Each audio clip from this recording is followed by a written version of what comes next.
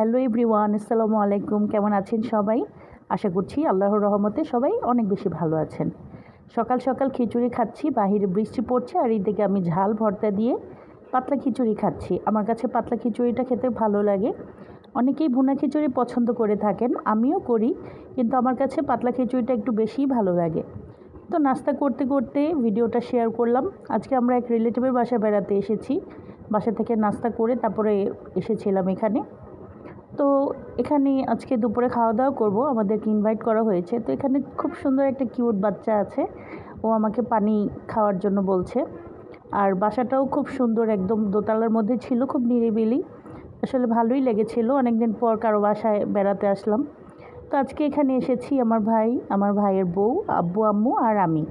এখানে আসার পরে বেশ কিছু সময় এখানে আমরা গল্প করলাম। আর এইদিকে আম্মুও গল্প করছিল, সাথে আমার আব্বু এখানে ছিল।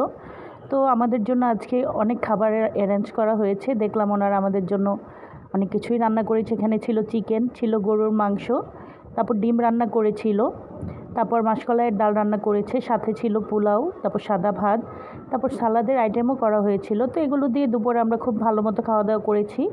আর সর্বশেষ কোক খেয়ে নিয়েছিলাম। তো খুব ভালো লেগেছিল, অনেক দিন পর বাসা থেকে বের হয়ে এভাবে করে বেড়াতে এসেছি। আর খাবারগুলোও খেতে খুব ভালো লেগেছিল। তারপর এখান থেকে আমরা বিকালের দিকে বাসায় চলে যাই। তো এই ছিল আমার আজকের ভিডিও। যদি ভালো লেগে থাকে একটি লাইক কমেন্ট শেয়ার করে যাবেন। আল্লাহ হাফেজ।